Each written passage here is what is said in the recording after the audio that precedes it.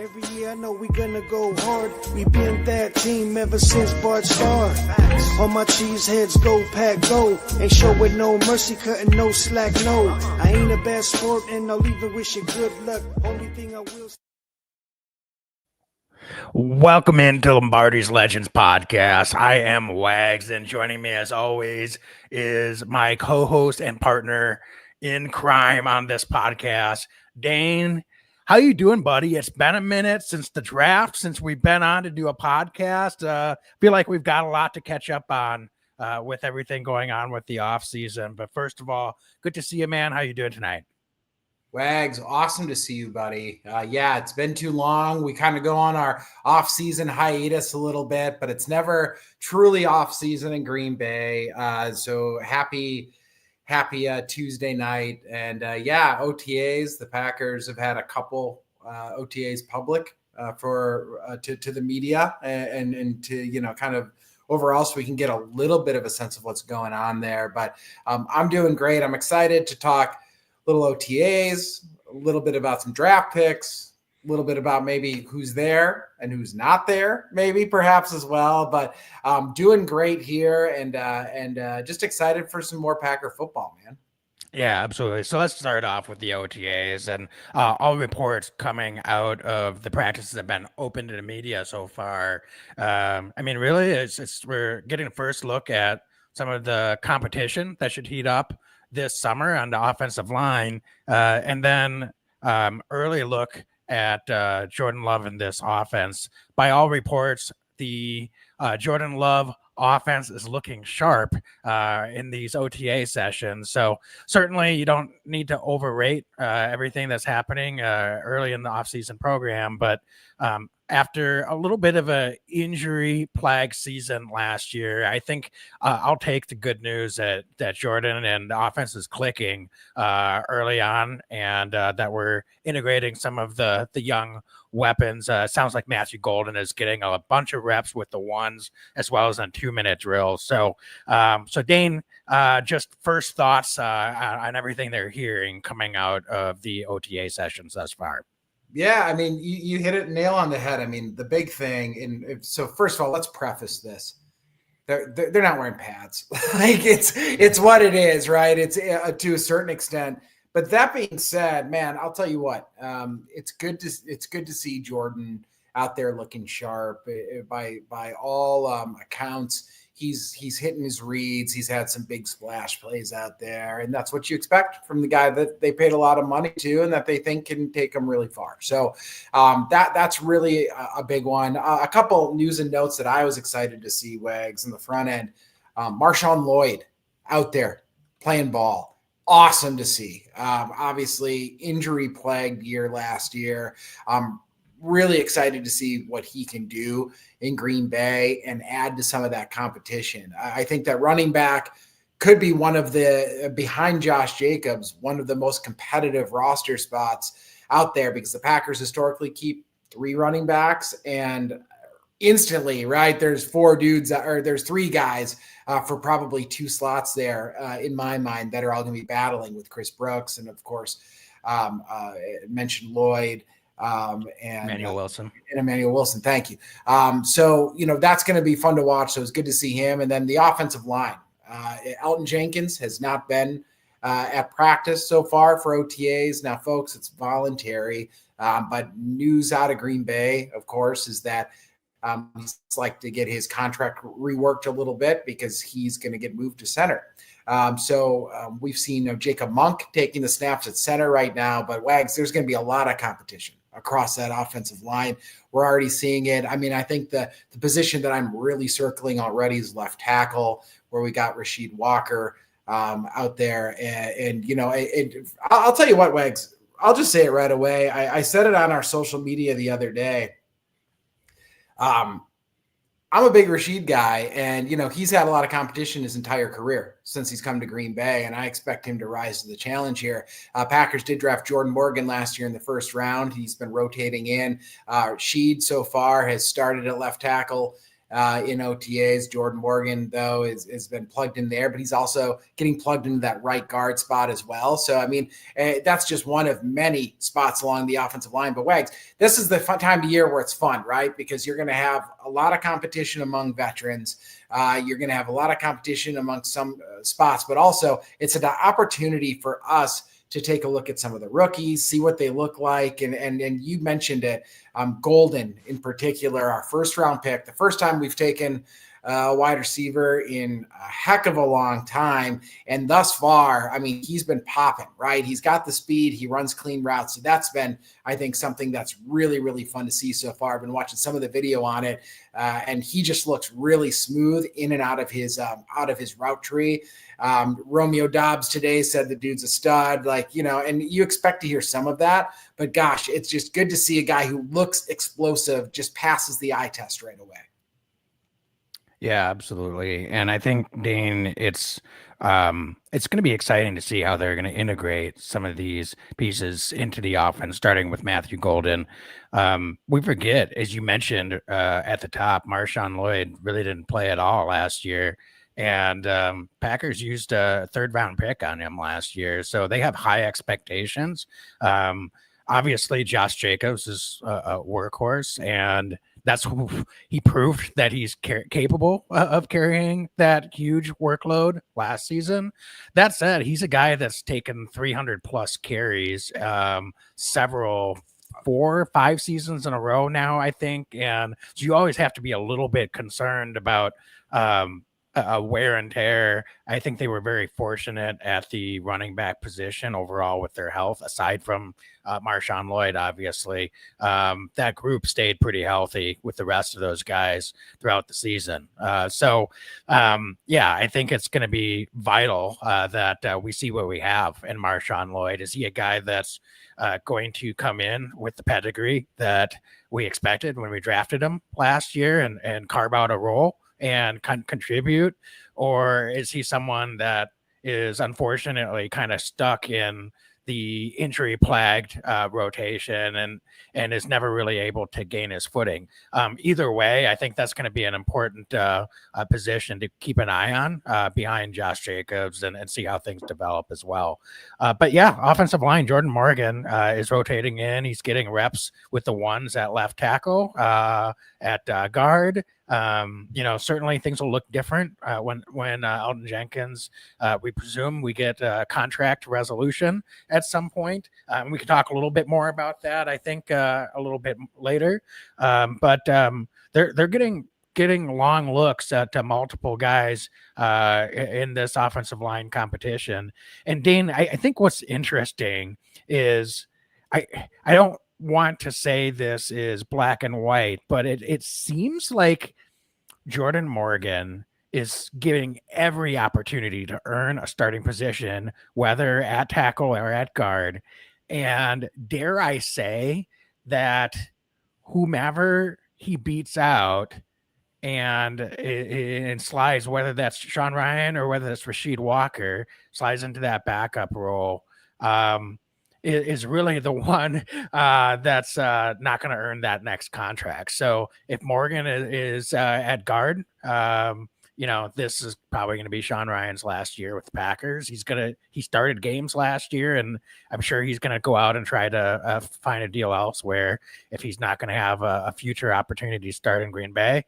Or if that's Rasheed Walker, that's going to be the same situation. So in many respects, it doesn't necessarily just come down to those three, but that certainly looks like that's what it's is at the moment, is a competition between those three guys for 2 starting spots, and not only to start, but who gets a second contract for the Packers, Sean Ryan or Rasheed Walker. It's possible neither of them do, but right now this is kind of what it kind of feels like it's shaking out as. So it's going to be really interesting. And I agree. I think Rasheed Walker has proven that he can rise up and beat out the competition.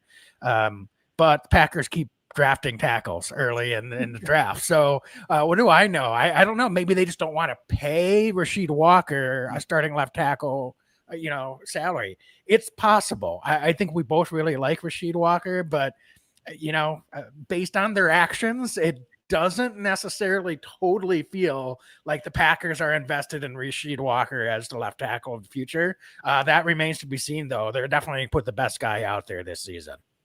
Well, yeah, Wang. So I wanted to ask you about that. So you mentioned Packers keep drafting, and adding talent. So they signed Banks to that huge deal, who is now locked in at left guard. Stenavich has waxed poetic about how all 5 guys along the offensive line are in competition. I don't believe that. Zach Tom is going to be starting for the Green Bay Packers this year, right? I mean, Elton Jenkins is starting for Green Bay. Jonathan Banks is starting. They don't pay a guy $20 million a year to sit on the bench, right? Yeah. Let's be real. So some of these spots are locked in, but what do you make? Because this is all of a sudden, the Packers, I think, got exposed a little bit in that playoff game against Philadelphia, that they had been very fortunate. The offensive line had largely been healthy and intact all year long. Then, injuries happen in the worst possible time, and the Packers kind of got exposed. The Packers go out, they sign Banks. They also drafted Anthony Belton, 2nd-round pick, right? Tackle that could potentially play some guard. So what do you make of that? I mean, you don't necessarily take a 2nd-round pick to sit forever, but I think it's a crowded offensive line, at least to start the year. And you just got to wonder where Belton fits into this. Is that kind of a long-term project? Is that solidifying the offensive line looking forward? I mean, what do you make of that draft pick? Again, I think this is actions speak louder than words situation. They're investing in the future of this offensive line as much as they are for this season. Those aren't necessarily mutually exclusive. I think Jonathan Banks most likely takes the type of role Jordan Morgan had last year before he got hurt and missed some time. And that's going to be kind of a swing backup. I think he'll probably be backing up multiple guard positions and potentially maybe not the primary backup outside a tackle, but I think he's going to be someone that's going to be in the mix for that, or at least that's what the expectation should be for an offensive lineman that gets taken in the 2nd round. I'd be surprised. I'm not going to rule the guy out, but I'd be surprised if he's really in the mix for a starting spot this year. But the reality is we just talked about Sean Rhyan, Rashid Walker. I mean, those are guys that one or both of them could be gone as early as next season. So if they're not in the long-term plans of Packers, I think they're trying to get in front of that now. And I'll tell you what, I think if Stenavich is being honest, he's probably going to tell you that he'd love to see Jordan Morgan win a starting spot this year, because if he's truly the guy, whether that's at guard or outside at left tackle, that they drafted him to be, then that solidifies not just this season, but next year and beyond. And that gives them a little bit of time to bring a guy like Belton along and potentially earn that starting spot as well, if they let both of those aforementioned guys go. So I think they're trying to get ahead of that a little bit. I mean, they've got couple higher priced offensive linemen and Banks and Zach Tom will eventually, I think, very deservedly get a nice contract extension. And certainly Elton Jenkins, I mean, he's getting up there in age, but they're asking him to kick in and move into center. We'll talk more about him, I think, in a little bit again, but he's certainly deserving of a high and offensive line contract at this point, and probably his last one, granted, but you kind of have to play the balance of how much the position group cost. And I don't think they can afford to pay those 3 guys and Sean Rhyan and Rashid Walker high-end offensive line money. They have to make some hard choices here. And I think that's really what these last couple of drafts have been all about, with bringing in Morgan and Belton. Yeah, switching Wags along the defensive front, something that I definitely clocked earlier today. So today the Packers had another OTA practice that was open to the media, open to the public. Something I clocked was Lucas Van Ness getting some run on the interior line. That's something he did a lot at Iowa.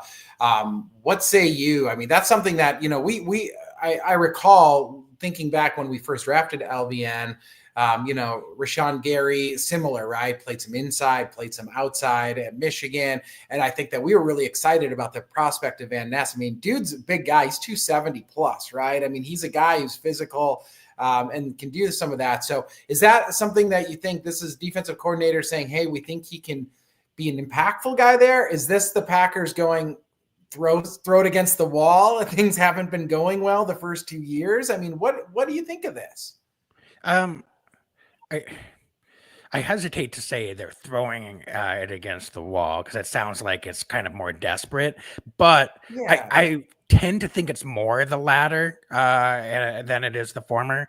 And it's not because you're right. We talked about that when he got drafted. It's maybe in pass down situations he can line up inside. We haven't seen much of it. LaFleur said they've given a lot of thought to that before they started giving him those pass down reps on the inside. It's like, okay, that seems a lot of coach speak to me, Dane.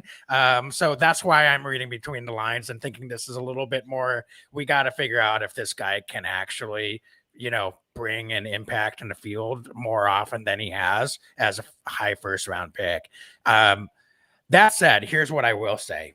I don't know why they haven't done this before now. I'm not saying this is going to work and this is how Lucas Van Ness is going to start making more of an impact as a pass rusher, but I just don't quite understand why it's taken them this long to try to see if this is something that will work to gain some advantages on the interior pass rush. Lucas Van Ness is primarily a power rusher. He hasn't necessarily evolved as an edge rusher. And I think as they've transitioned into this 4-3 defense under defense coordinator Jeff Halfway, I'd like to see similar to the offensive line, that defensive line get a little bit more multi-positional. And I think Lucas Van Ness makes perfect sense as a guy to try that out a little bit more.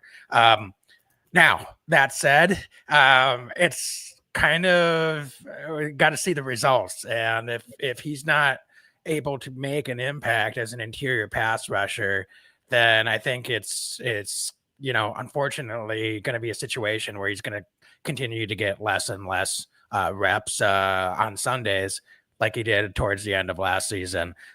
We expected him to get more reps after they moved on from Smith, but we didn't see that. It was actually the opposite.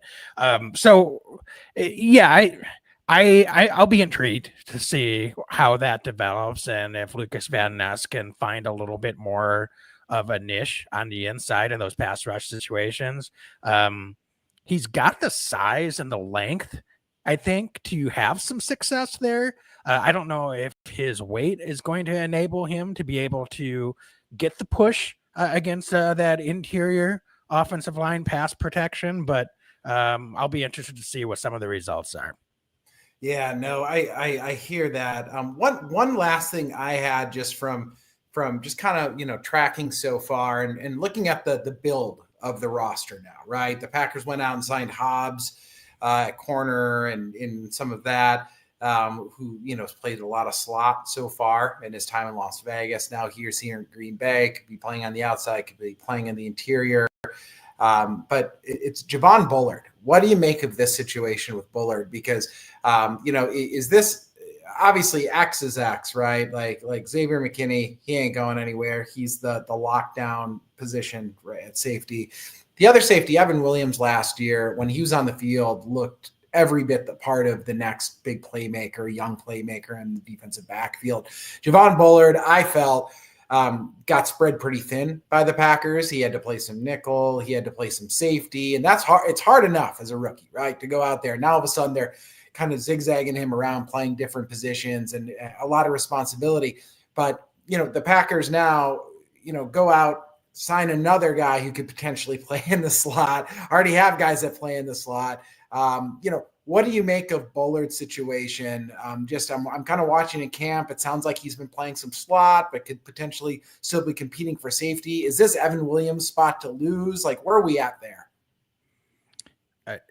To your last question, yes, I think Evan Williams has the leg up to be the full-time starter opposite Xavier McKinney. I like Javon Bullard a lot. I know that there was some inconsistency in time in his play, but you just said it. It's a rookie. It's a rookie defensive back, and I mean, I think he's a physical player. I think he is assignment sound. He's he pops out there a lot on tape. What you can tell when he's out on the field. And honestly, I just love the guy as a football player. So um, here's the thing. If he can just lean into the amount of versatility and what the Packers were asking him to do last year, and it just locks in for him, I really don't have a high level of concern that we're going to see a shortage of Javon Bullard on the football field. I mean, injuries happen. So there's going to be plenty of opportunity for him to be out there in my mind. Now, it might be at different positions, different weeks, depending on, where they have that need. But in all honesty, I see him as a guy that still has a ton of upside potential. And frankly, you need guys that can be multidimensional in that backfield as well. I think he's more comfortable close to the line of scrimmage and in the slot. And that's really why the Packers were moving him into those positions last year. It'd be nice to see him continue to develop as a back end safety, because we might need him back there at some point. You said it, when Evan Williams was healthy as a rookie, he missed a number of games. So I think it's going to be paramount on Javon Bullard to stay locked in, continue his development. And maybe it's not completely fair that he's being asked to be a jack of all trades and a master of none. But the reality is this is a way that he can make a name for himself. And I think he's still a really good football player. So I'm not too concerned. I think he's going to get plenty of opportunities to be out there. Some weeks, maybe he doesn't get quite as many reps if everyone's healthy and the main guys are in there. But I think a lot of weeks he could end up getting the lion's share of the snaps. That's good stuff. So the draft happened. There's been draft coverage all over, right? Everybody's covered it. But, the Packers, a lot of picks. They didn't move around, which I was a little surprised by. I thought that Goody loves moving up and down. But Packers kind of stayed pat all weekend long and grabbed, I think it's fair to say, some really good football players and some really productive guys from the college ranks. Wags, going into this, not going to ask you about all of them. I'm curious, who's the dude that sticks out to you? And let's keep Golden maybe out of it because he's wide out one. Everybody's talking about him as the wide receiver one, right? So I'm curious though, in this draft, who's the guy that really just sticks out to you? Yeah, I'll flip this on you, but I'm sorry. I have to take one quick victory lap on Golden. I know I mentioned a couple of guys that they could take, but I said in our draft show that the Packers were going to take a wide receiver, and that's indeed what they did shortly after we went off the air. So I just want to take a victory lap on that one really quickly. Dane, I am going to highlight Barron Sorrell, a defensive end out of Texas. Love this kid. Took him in the 4th round. Everyone that follows the Packers closely knows the story of how he stuck around, traveled up on his own at dime. Was expecting to maybe be taken day 3. Was in the green room all day. Stayed another day. Was the only one there. Gets introduced. It's a whole cool thing.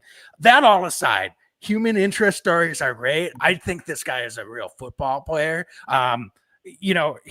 He honestly is someone that I think could be more productive at the NFL level than he was at the college level. I know people love to look for numbers, especially in the college ranks.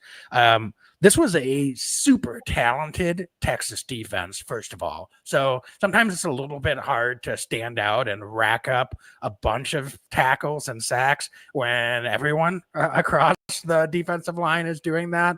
But what I will say about Barron Sorrell, what I love about him is on tape, he's got length and size, and he is just a smart and fundamentally sound football player. He sets the edge. And I know that can sometimes sound like a little bit of a backhanded compliment. But listen, we see it all the time. Guys, overextend the edge, and they're trying to gamble, and they're just trying to get upfield, and they get exposed.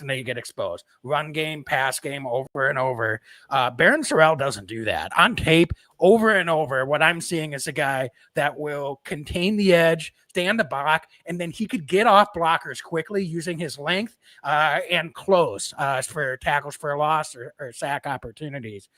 So this is a guy that's not only a smart football player, a very good athlete. He's got great length and size, good power. I think he's very coachable. He's humble, and he's, by all reports, a super hard worker. He's super happy to be in Green Bay, and I think this is a guy that is going to go in and really be able to contribute early in his career. So I'm really looking forward to seeing what we can get with this kid, and I think he's going to be someone that is going to potentially be someone to keep an eye on coming out of this draft. That's terrific analysis, and I mean, this is a edge group, right, in Green Bay, leaving last season. Preston Smith traded at the trade deadline. Kingsley Keke had a bit of an up and down year, I thought, and kind of flattened as the year wore on. I thought Brenton Cox really flashed really well. Aaron Mosby flashed as well. But you bring in Sorrell, there's going to be a lot of competition in camp, right? And he's a dude that's going to get after it, and he's exciting signing. So I like that, Wags. I got to tell you, it's a good question. There's a few guys out there. I was looking at Williams in the 7th round, the O-lineman, but and I think he's, the Packers love their late round offensive lineman, right? But it was so telling to me that the Packers go and they get Golden. This is a Packers team that, very rarely takes a wide out in the 1st round. And then 2nd round, they go O-line. And so I'm watching this going, okay, I'm fairly surprised by that because I thought they'd go edge, or I thought they'd go, corner, all these different positions. The last thing I thought the Packers were going to do in the 3rd round was go back to wideout, and that's what they did with Savion Williams. And that's going to be the guy that really stands out to me because, he's a wide receiver. He's going to be donning number 83, but he can be a lot, I think, offensively. And I'm excited to see how Matt LaFleur and this offensive coaching staff utilizes this young man's skill set. I've seen so far some of the commentation and some of the Packer beats talking about how he's a gadget guy. And I think can be that, but I think can be more than that too, Wags. He's a gadget guy in the same sense that maybe Christian Watson is a gadget guy, right? Or Jaden Reed, but his build he's long. Dude's listed 6'3", 6'4". He's 220 something pounds, right? So he's not your 5'10" guy that's just going to kind of slice and dice him. He's a guy that has the ability to do that, but he's so much more than that. He's a guy that's been able to break tackles. I watched as much film as I could possibly consume of this dude, and he's somebody that just goes up and gets the ball, has had a lot of success in college, especially at TCU, with the vertical routes and going up and catching those contested 50-50 balls, something that some of the Packer receivers last year had a problem with. He had a lot of ability doing that. The head scratcher with Savion, from what I've seen on tape, is that he'll go make that incredible play, and then the next, a couple snaps later or before, he might have a ball that's like the easy one and it's a drop. So, there's going to be a little bit of that with this guy, especially I think early on, but I think that his ceiling is so darn high. And he does have that ability too, to maybe line up in the backfield. He did a lot of wildcat at the college level. He's a guy that I think the Packers could use going in motion. Also, potential as a return guy as well. And I think that the Packers sorely need that right now, Wags, because I'm a little tired of seeing, Jaden Reed back there on punt return and Keyshawn Nixon back there on punt return, because those are guys that are playing so many snaps on offense and defense that I'd like to see somebody else maybe take at least some of that load off of those guys as well. So Savion Williams, the draft capital used, his ability to plug and play. He's been compared by some scouts to Cordell Patterson, who has had a tremendous career doing a lot of different things for a lot of different teams. Wags, I just think that this guy has the ability to come in and make some splash plays early on in this offense and develop a good connection with Jordan Love. So excited about Savion Williams, and that's really the guy that I'm circling right now. All right. I'm going to highlight some of the things and reasons why I think he could help the team this year. But I'll be honest with you, this was the biggest head scratcher pick that the Packers made in the whole draft. And that's not necessarily a knock on Savion Williams, the player, as much as it is what the Packers really needed. And I think it's taking gold in the first round and turning around and taking yet another receiver when we've got a really young, deep wide receiving core was a little bit befuddling to me. But what I will say is what I said right after I drafted him. Jaden Reed, I think, is asked to do a lot as the motion guy and getting some of those end arounds. And I think he got a little bit dinged up last year as a result of some of the exposure that he had to get and a beating along the line of scrimmage. So I don't know that Savion Williams is being bought in this year to exclusively take some of the load off of Jaden Reed in some of those looks. But as you said, he's a bigger guy, physical runner, and has experience both playing some wildcat quarterback, running back, getting some of those types of carries. A lot of teams, including the Packers, keep trying to replicate the Cordell Patterson and Deebo Samuel, type of player. So my only concern is that if he is not able to contribute and defenses don't respect him as a wide receiver, where he is really very, very raw. He has some skills there that you highlighted, but as a route runner, he's extremely raw. And I just worry that defenses can key in on that, and it's going to be too he's going to be too overexposed. If Matt LaFleur tries to force creativity into this offense with a guy like Savion Williams, that if defenses aren't respecting him and we're pulling our hair out saying, stop calling that play. It didn't work in the first quarter. It didn't work 3 days last week, and it didn't work 2 weeks ago by week 6. So he's going to have to prove that he can be out there and be at least somewhat of a threat as a receiver if he's going to earn reps and opportunities. I like his profile. I like potentially what he could bring. I was just a little bit surprised that the Packers made this move with their third round pick. All things considered, with the pick of Golden and kind of just the entire roster makeup that they have. So, Wags, so we talked draft. What about the undrafted guys? The Packers, up until last year, had a pretty prolific streak of keeping somebody undrafted on the 53, and a lot of those guys have panned out and played some meaningful snaps for Green Bay over the years. So any undrafted guys that, as OTAs are really taking off and certainly as training camps are around the corner as well, that stick out to you? Yeah, for me, it's Amar Johnson, the running back out of South Dakota State. He is not the biggest guy. I understand, and I mean he's 5'9". I mean probably 200 dripping wet.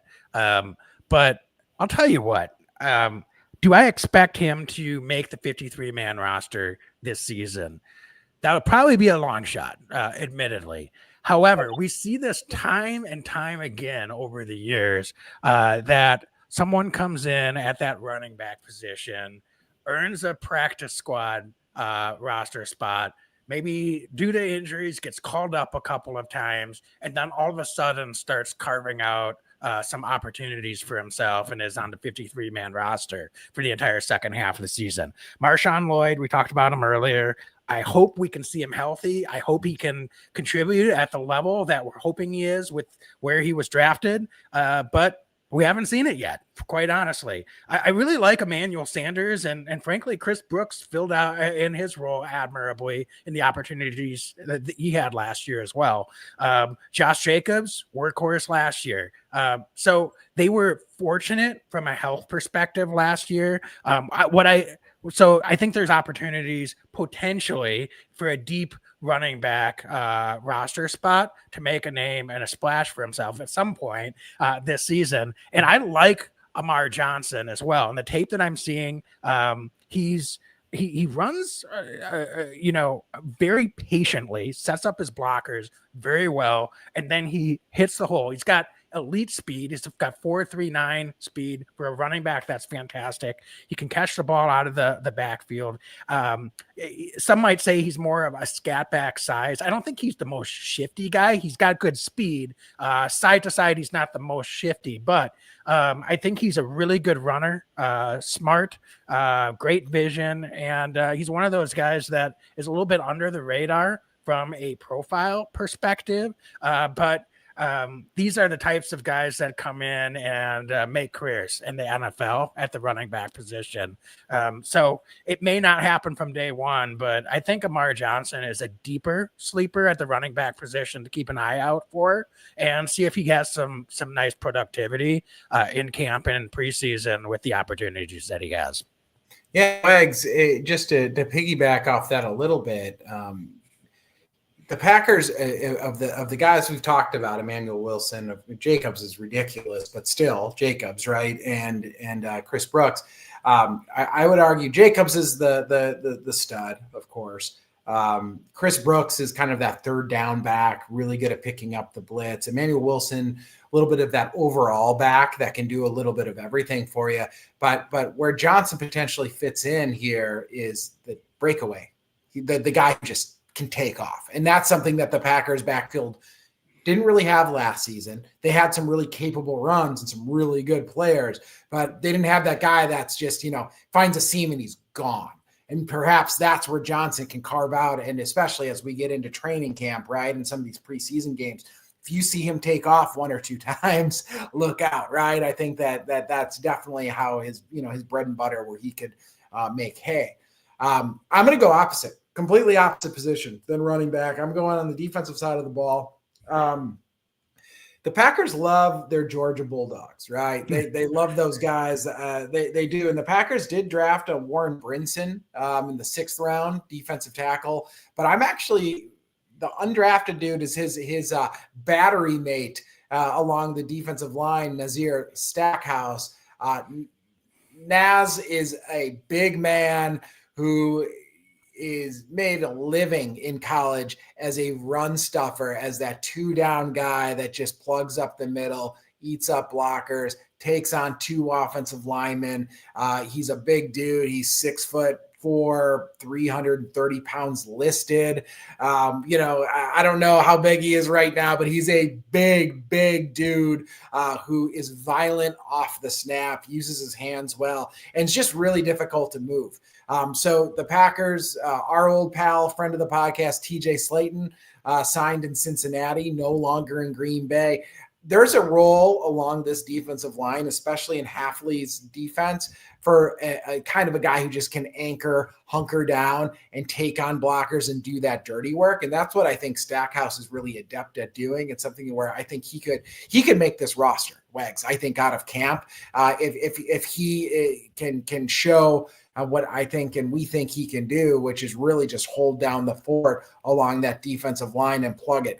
The Packers' run defense was as good as it has been since probably the second half of the Super Bowl year last year. They played really well against the run, against good running teams. They minimized the big play from running backs. They just looked really, really tough. And I think that Slayton was a big part of that. And it would be a darn shame if the Packers don't, find somebody to utilize in that role. And he's just very different, right, than the Kenny Clarks of the world, who's just very talented as a different kind of player. Certainly Devontae Wyatt as kind of that pass rusher. We love Carl Brooks and what that dude can do. Colby Wooden, but They don't have, none of them are, I would argue, is that guy, right? That just the size that just takes on two guys and just hangs in there in the way that, defensive tackles of yesteryear, like Ryan Pickett used to do, or certainly Gilbert Brown, right? Or those guys that just can stop the run and cause chaos in the middle of the offensive line. So Stackhouse is a guy that I circle. I watched what he's done so far in college. I loved it. Really, really good priority free agent, undrafted signing. And I do think, Wags, that he could definitely carve out a role for himself in Green Bay as soon as this season. Yeah, for sure. I mean, you can't, as they always say, you can't coach size. He's got at least size for an interior defensive lineman. And as you said, received a draftable grade and is known as a run stuffer. Certainly had a lot of opportunities, college career, a lot of experience, started 42 games for Georgia. I mean, it's a surprise to me that he didn't get drafted with that profile, but the reality is that the Packers can use, I think, some depth there. So he might have, similar to Amar Johnson and really any of these undrafted free agents, a long shot to get a path for the 53 initially, but I certainly someone to keep an eye out for, and maybe potentially opportunities for call-ups over the course of the season if he's able to prove that he's worthy of being able to contribute at the NFL level. So I love it, Dane. I think that wraps up kind of our guys to be watching for from the draft and undrafted free agents. We've been talking 41 minutes. I didn't think it would take us this long to get here. We've got to talk a little bit about the guys that are not participating in OTAs right now. We talked a lot about Elton Jenkins and kind of we're dancing around his situation. So let's start with him and then we'll finish up with Jaire. So Dane, what's your overall read? Elton Jenkins is under contract for multiple years. We've talked a little bit about this offline. So I've got my take. I mean, I know it's a little bit frustrating for Packer fans to think about someone that has multiple years under contract, 31 years old, and he's kind of starting a dispute with the Packers. In fact, in our chat, Wayne, I think you mentioned Wayne Fromming in our Facebook chat. Nope, that's John Doran saying it would be nice to get Jenkins out there. The Packers must love drama.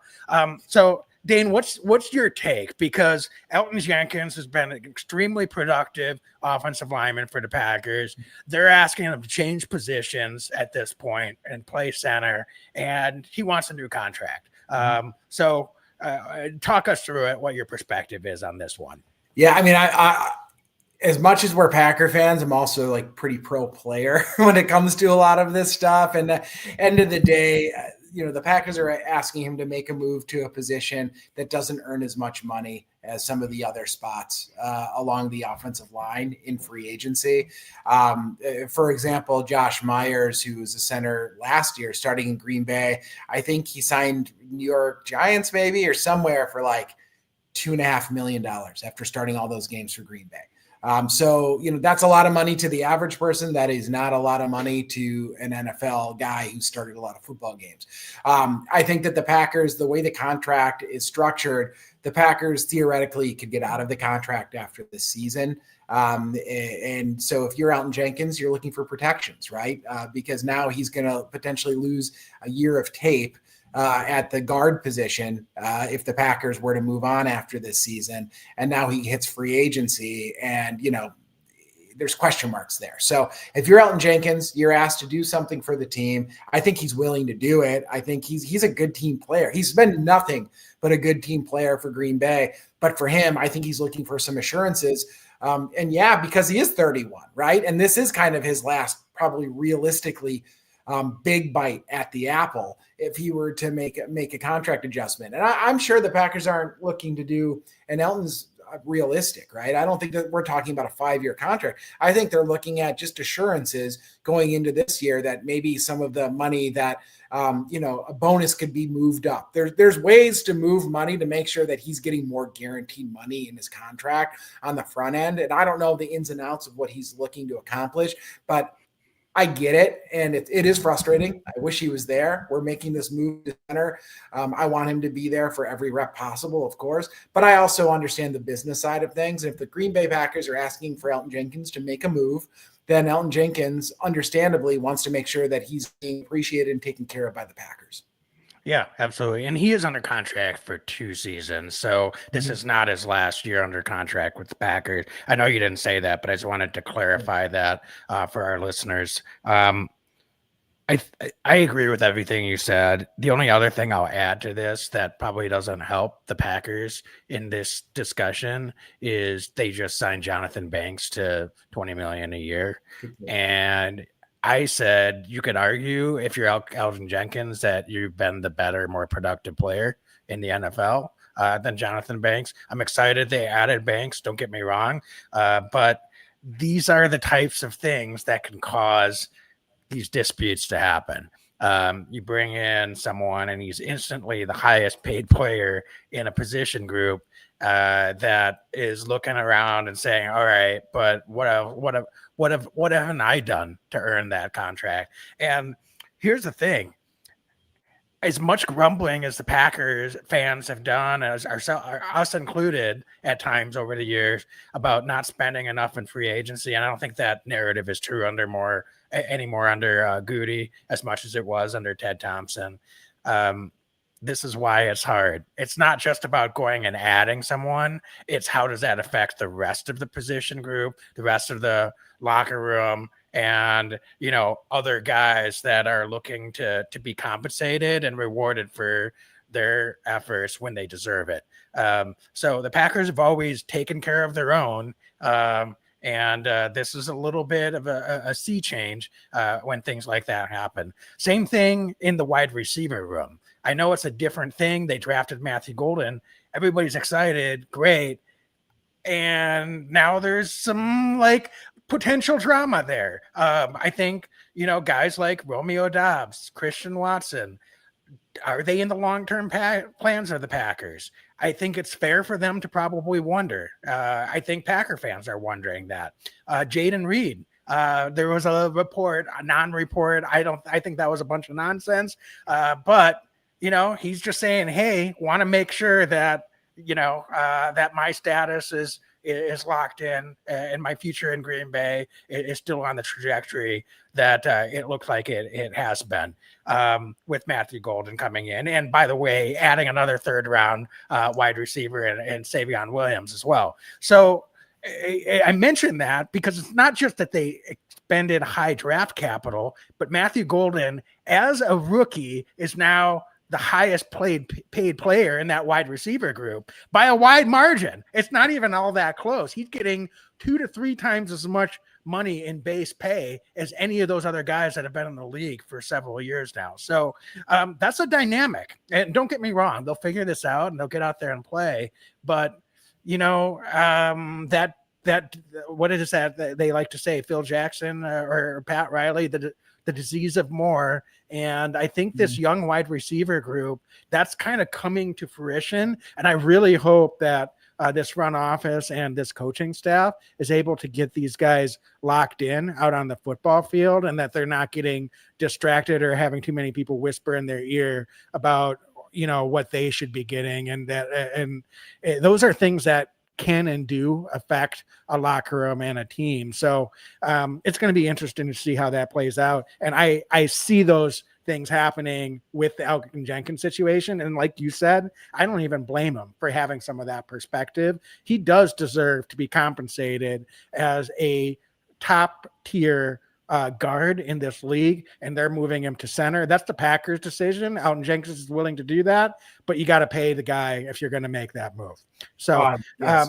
Dane, let's move to Jaire. How could we not? How could we this not? has to be the most surprising development in your mind if the Packers are potentially, by reports, working with Jaire on a restructured contract.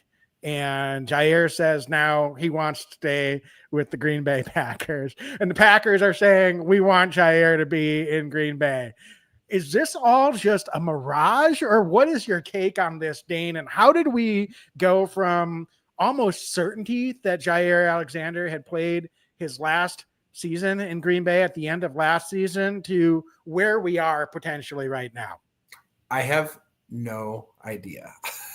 This is not, I would have bet it all, right? Pretty much that Jaire was not going to be back in Green Bay. The writing it wasn't only on the wall, it was also in the speakers and everywhere else you can imagine. Like, it was over, I thought.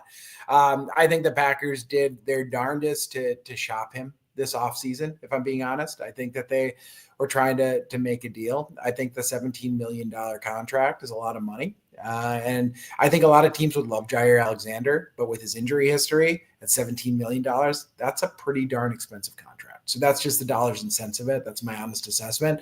I think that Jaire also realizes that, you know what, if they can make the money work, he's where else to go, right? I don't think that he's ever had a problem with the fans in Green Bay. I think he loves the Packers, right? The what's going on in the fan base and all that. He's always been nothing but great with the fans. So, this is a place for him where there's a possibility you go out and you're playing meaningful football in January. And that's pretty darn cool for an athlete. He's a competitor. So there's some of that. So I don't know what's going on between the fences here over the last, years, let alone the last weeks.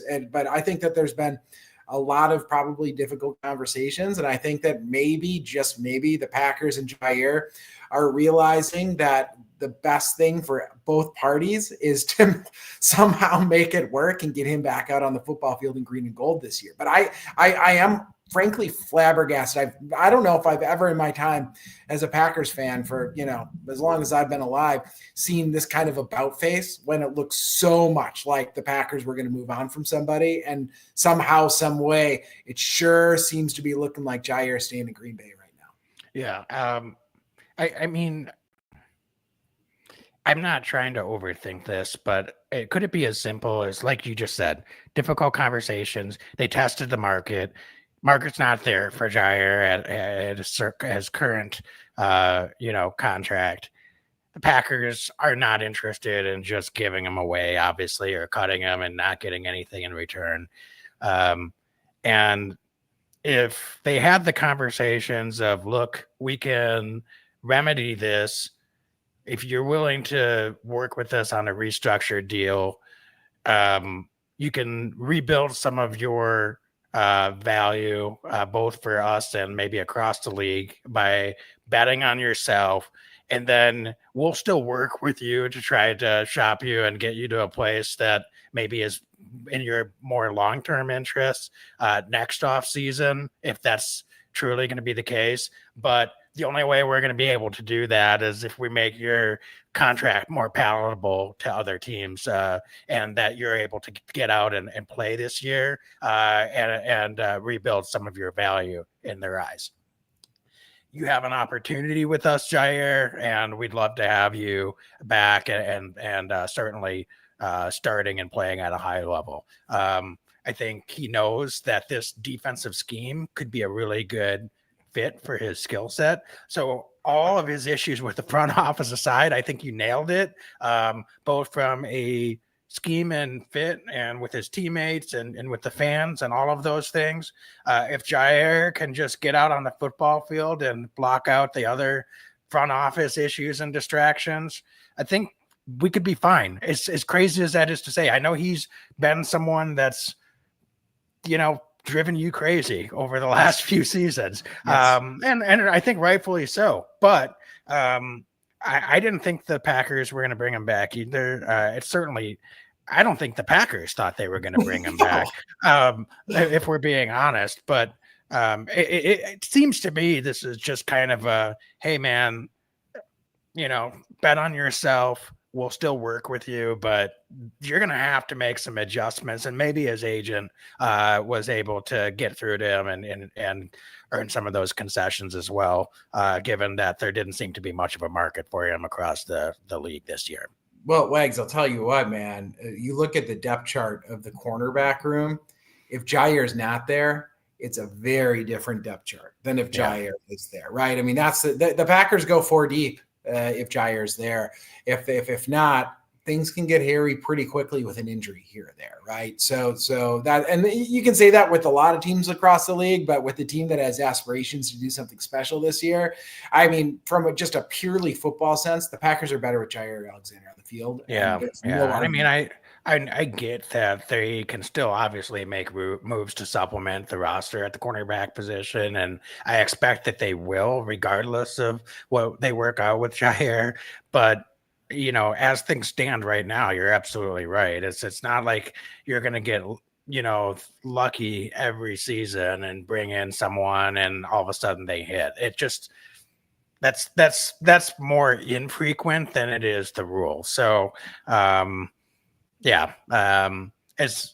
much as I hate to say it, I think the Packers have backed themselves into a corner from a roster makeup standpoint as well. So I feel like they're probably just in their mutual best interest to work something out. And I'm still going to say I'd be surprised even if that happens, if Jaire's playing more than one more season with the Packers. I feel like this is just kind of a Band-Aid bridge solution to get him to the next offseason. Hopefully he plays well enough, rebuilds a little value, and has a more palatable contract that teams are willing to take on. Yeah, that was great stuff, Wags. So we wrap up tonight. I do want to give a shout out to Zach Tom. As much as we said Elton Jenkins, we totally respect it and don't disagree at all with him, taking care of business on his end. Zach Tom is going to be, he's a free agent after this year, and he had every potential to just not show up to voluntary camp, and dude just keeps showing up, and he's been in the room. Matt LaFleur highlighted it today. Zach Tom has mentioned that he wants to be there. It's best for the team if he's there. I have a ton of respect for Zach Tom. I expect him to get a big contract from Green Bay shortly.